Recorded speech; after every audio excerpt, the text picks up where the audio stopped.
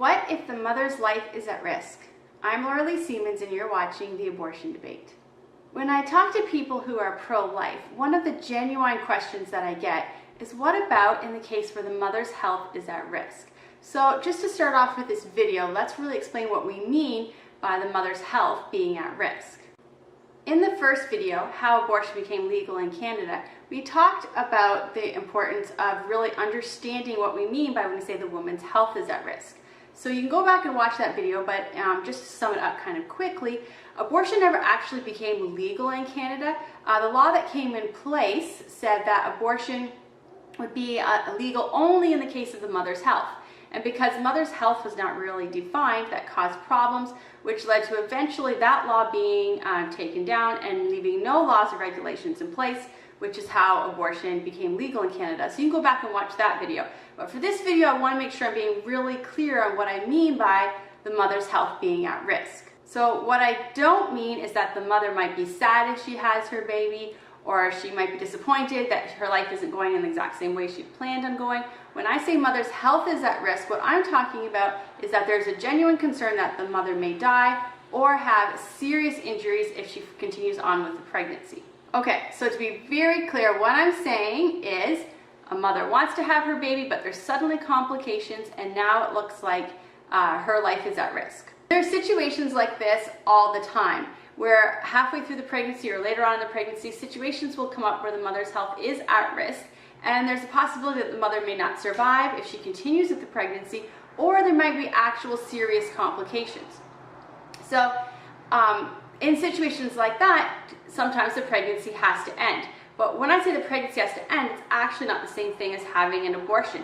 And when I tell people that, sometimes they're really confused, because oftentimes we will say that they ended the pregnancy when we actually mean abortion, because that sounds better. But ending a pregnancy and abortion is not the same thing.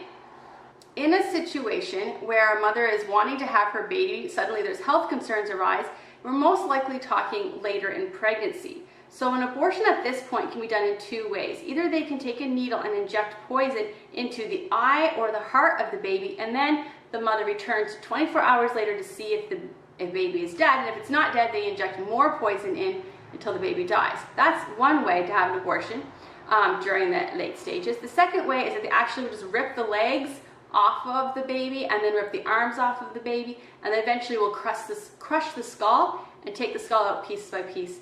And the baby during this procedure has no anesthetic. So that is the two ways of having abortion during the late stages. So there's never a reason to do that, and there's no time when doing that to a baby will be helpful to the mother's health. There is situations though where the pregnancy needs to end, and by that I mean that the baby needs to be delivered early. And sometimes the baby is delivered so early that there's no possible chance of it surviving, in which case the baby can be wrapped in a nice blanket and can be held by the mother or the father and can die peacefully in their arms. But in most cases, babies that have to be delivered early can be brought into the NICU. Now, I have 4 friends who've actually gone through this, and in all 4 of the situations, thankfully, the babies survived. In one case, the baby's in university right now. Another one is in university. Another one is about to enter kindergarten next year. Another one just came home after being in the hospital for over 5 months. In the case where there's a pregnant woman that has health concerns and the mother's health is at risk, we have to remember that we have 2 patients, 2 human beings, and both need to be treated with respect and dignity.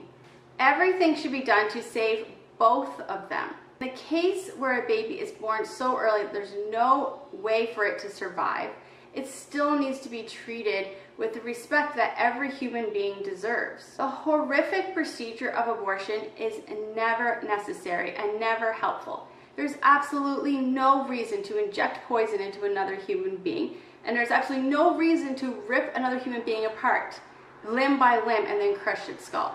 Abortion does not in any way help the mother.